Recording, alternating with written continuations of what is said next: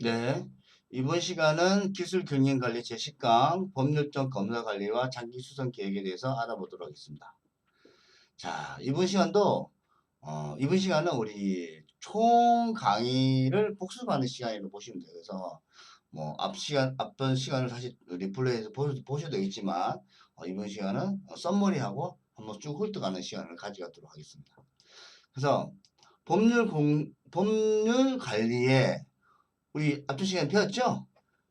공동주택의 경우에 150세대 이상은 주택관리사가 의무 관리를 해야 됩니다. 그리고 150세대 이하는 저희들 빌딩 건설 관리사도 할 수 있는 거예요. 자, 그리고 그 중에 500세대 이상은 주택관리사가 해야 되고, 우리 바로 주택관리사 자격증 따면은 주택관리사 보고 됩니다.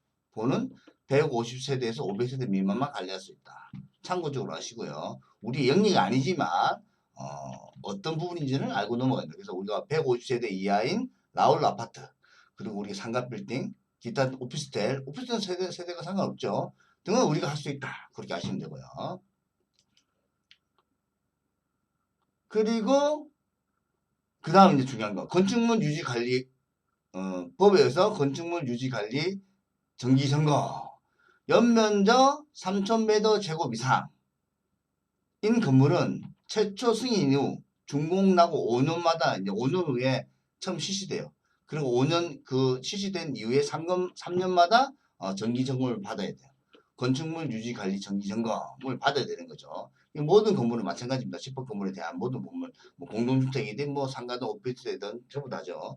그래서 때가 되면은 건축물 유지 관리 정기 점검을 받아라고 구청에서 시도지 행정구청에서 날아옵니다. 편지가. 한번 했던 부분이니까 제가 말씀드리는 거고요. 그 다음에 기계설비 유지관리자 처음 들었을 거예요. 이게 이제 법이 생긴 지 얼마 안 됐는데, 이거 보십시오. 연면적 만 해배. 만 해배면 얼마죠? 약 3,300평. 3,000평 정도 되죠?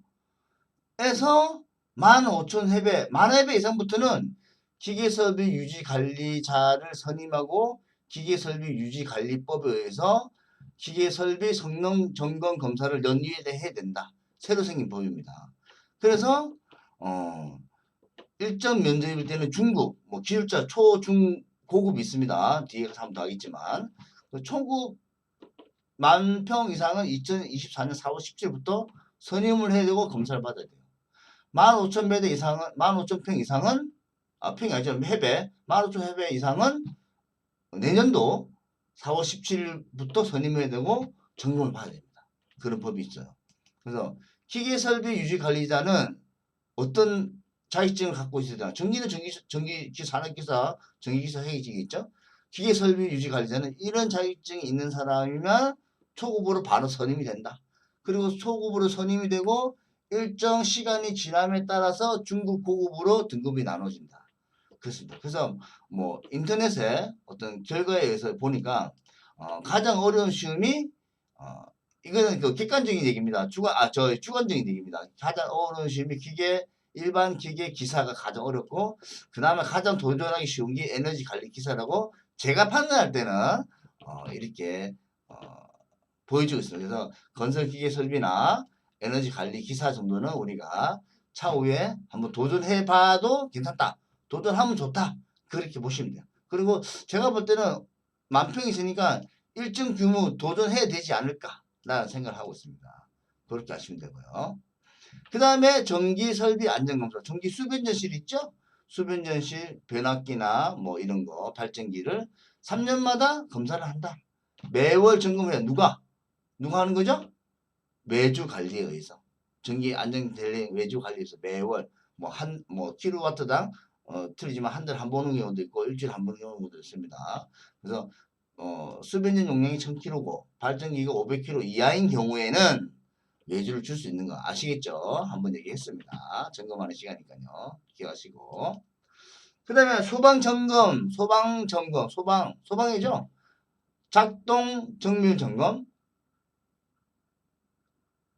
종합 정밀 점검, 작동 기능 점검.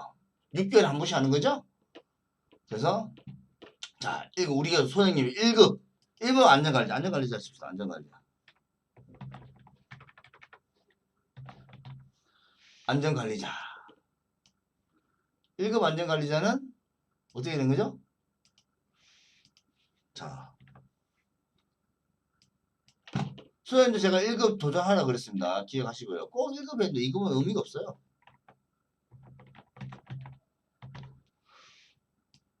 됐나요?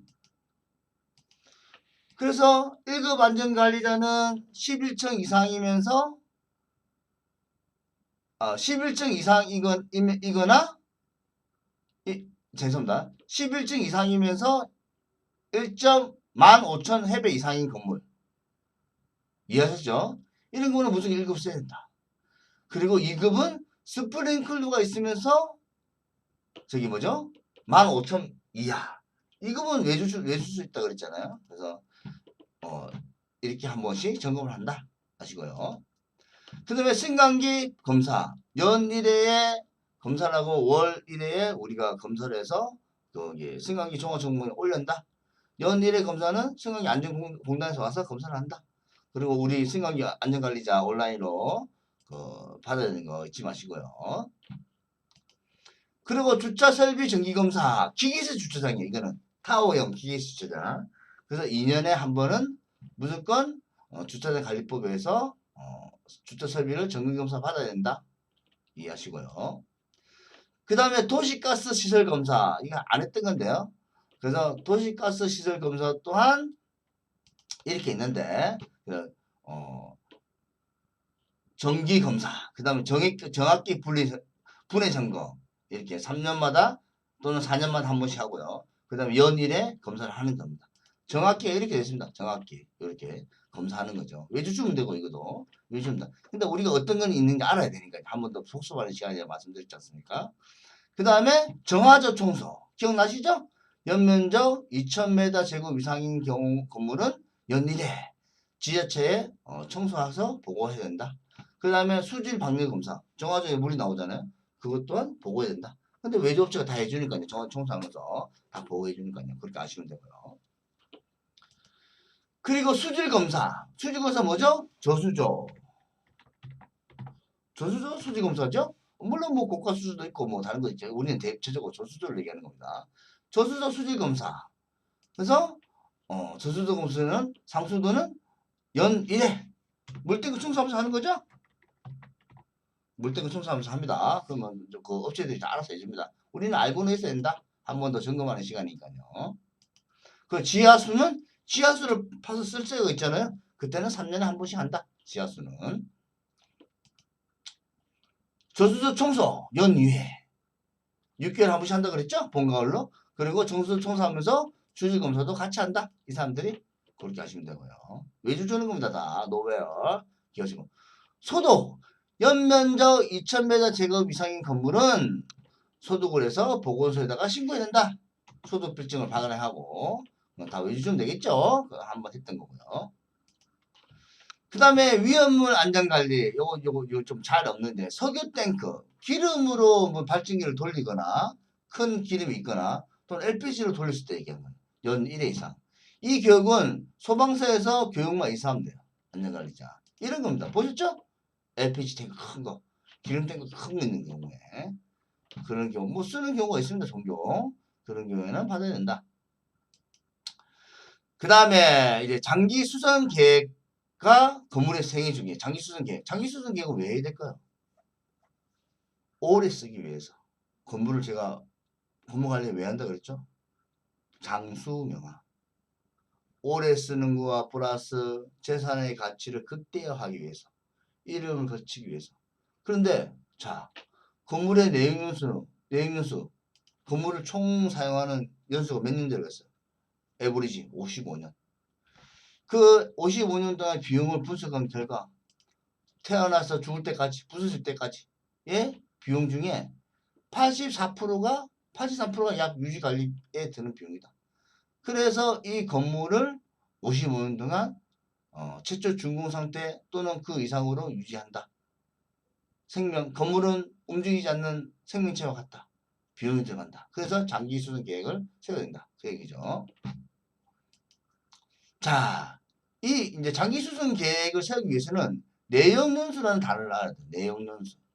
내역연수. 한번 읽어보시죠. 물리적 내역연수, 기능적 내역연수, 경제적 내역연수, 뭐 법률적 내역연수도 얘기하지만 어쨌거나 세 가지 내역연수를 주로 나눕니다. 그래서 한번 읽어보시면 알고요. 그 내역연수가 뭔지, 내역연수 그냥 사용할 수 있는 기간이죠. 언제까지 어떻게 사용할 수 있느냐? 그 연수가 얼마냐? 그럼 그래서 뭐 내역연수 건물이면 건물의 내역연수 얼마죠? 50원 얘기했죠. 그럼 건물의 공정별로의 내역연수는 어떠냐? 공정별 내역연수를 알기 위해서 이 내역연수를 알아야 된다. 그래서 이 공정별로 내역연수를 알고 이 공정별 내역연수를 장기로 쓰기 위해서 장기수선 계획을 세워야 됩니다. 읽어볼게요. 건물의 생애 주기 연장과 장수 명화를 위해 각 공정별 내역연수에 의해 중장기 계획을 수립해야 하고 적절한 비용을 적립해야 한다. 이게 장기수선 계획의 목표예요. 그러면 장기수선 계획을 하면 뭐예요? 비용을 적립해야 되는데 그 비용을 장기수선 충당금이라고 하거나 장기수선 적립금이라고 합니다. 장기수선 적립금은 구분 소유자가 납부하는 걸 원칙으로 하고 있어요. 근데 임대인이 납부한 경우는 퇴거 시에 그 비용을 구분소유자 받아서 구분소유자 내줘야 됩니다. 우리 뭐 임차인의 점유자, 임차인이다. 그럼 임차인이 장기수선금을 냈어. 그러면 나중에 나갈 때 뭐 정산해서 구분소유자로 돌려주라고 얘기해야 됩니다. 아시겠죠? 그래서 한번 보겠습니다. 자, 이제 수선주기가 있어요. 수선주기. 수선주기가 뭐죠? 결국은 수선주기가 내역연수잖아요. 여기 보시면 물리적, 기능적, 경제적 내역연수 어느 게 해당되겠죠. 내역연수. 수선주기. 수선은 100%. 100% 바꿔야 돼. 몰타르 마감. 뭐죠? 미장 마감. 아시죠? 10년에 한 번씩 바꿔야 돼. 깨지고 그러니까. 방수. 무슨 방수 있잖아. 방수 15년, 20년 되면 방수 한번 싸게 해줘야 된다. 이때 되면 그 100%다. 100%는 뭐죠? 최초에 공사했던 비용 또는 현재가 공사한다고 생각할 때의 금액을 100%로 준비해야 된다. 맞죠? 아스팔트 몇 년? 5년마다 수리, 부분 수리 10%. 맞죠? 10%. 전면 교체는 20년 되면 전면 교체. 아스팔트 다 까서 새로 해야 된다. 그죠? 돌 붙이기. 돌. 우리 돌 했잖아요. 첫째 시간에. 돌도 25년 되면 외장을 바꿔야 된다. 그럼 몇 프로? 5%. 작죠? 페인트. 페인트 5년 되면 무조건 페인트 칠 새로 한다. 우리 아파트 보면 페인트 새로 하잖아요. 5년마다. 여기에 수선, 장기 수선 계획은 거의 다 집합건물의 장기 수선 계획에 어떤 규정이 없어요. 그래서 공동주택관리법에는 장기 수선 계획에 법률이 정해져 있어요. 그래서 거기에 있는 법을 잘 가져와서 한다. 그렇습니다. 그래서 하나씩 읽어보시면 돼요. 그래서 보시겠죠. 보죠. 7, 뭐 5년마다 하죠. 다 7은 5년마다 하죠. 주차장 바닥. 이것도 7이잖아요. 바닥 7. 5년마다 50%, 10년마다 한 번 하는 거죠. 그리고 15년 되면 무조건 또 100% 바꿔야 된다. 바닥 도장이죠. 근데 논슬립 뭐 이렇게 돼. 한 번씩 읽어보시면. 그래서 쭉쭉쭉쭉 한다. 그래서 이런 거에서 우리는 장기수선 계획에 돈을 모아야 된다. 그러면 얼마인데 얼마? 얼마로 모아야 되냐고요? 도대체 알 수가 없어. 계산이 복잡해. 물론 공동주택관리법에 의해서 뭐죠? 주택관리사는 그 계산을 하고 하면 돼요. 또 어렵잖아요. 한번 엑셀로 써보면 쭉 나와요. 어렵지 않아요. 근데 우리 같은 집합 건물을 어떻게 해야 되느냐? 그게 문제예요. 자, 정해봅시다. 지하 3층, 지상 8층이 있고 연면적 99,000m 제곱, 약 3,000평인 건물의 경우는 얼마 정도 받으면 됩니까? 이때 제가 앞전 시간에 말씀드렸지만 공동전기료는 얼마면 적당하다 말씀드렸죠? 공동전기료 얼마죠? 400원에서 500원. 물론 계절 따라 틀립니다. 그러면 자 400원이라고 생각합시다. 400원, 500원. 그러면 1층에 제가 한 칸이 보통 몇 평이라고 그랬죠? 15평에서 17평이에요. 그러면 전용이 15%면 분양은 얼마죠? 30평. 맞죠? 30평. 그러면 계산해 볼게요. 30평, 분양 면적 30평일 때 30평 곱하기 500원. 3, 5, 15, 15,000원.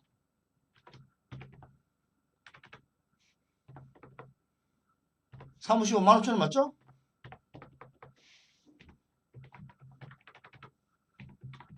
이 정도면은 데미지가 없다.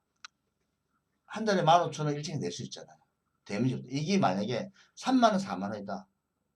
엄청나게 관리비가 올라가면서 다른 관리비까지 높게 보일 수가 있어요. 그래서 물론 뭐 오래 쓴다 그러면 1,000원까지는 가능해 평당. 근데 분양평수 기준으로 1,000원까지 가면 좀 높을 수 있어. 왜냐면 위에 같은 경우에는 위에층 같은 한 200평 쓰는 사람은 1,000원이면 얼마입니까? 200평 쓰면은 분양이 400평이잖아요. 40만씩 내야 돼요. 장난 아닌 거죠. 그래서 제가 생각할 때는 분양평수 기준 평당 500원이면 적절하다. 그렇게 보시면 됩니다. 그럼 자 3,000평이잖아요. 500원은 얼마요? 한 달에 얼마를 거쳐요? 3, 5, 15, 150만 원 거치잖아요. 한 달에 맞지 않나요? 3,000평 곱하기 500원. 응? 150만 원이잖아요. 150만 원씩 적금한다. 1년이면 얼마? 1,800만 원. 그 정도면 뭐 공사할 수 있지 않을까요? 3년이면은 뭐 한 6천만 원 되잖아요. 그 정도면 어떤 거든지 공사할 수 있다. 제 생각이고 저의 경험치를 얘기한 겁니다. 그래서 식강도 앞전 강의 가서 한 번 더 여러분들이 공부를 하시고 저는 한번 필터링 해드린 거니까 앞 강의를 한 번 더 리플레이해서 보시는 것도 좋은 시간을 가질 수 있다고 생각하고 있습니다.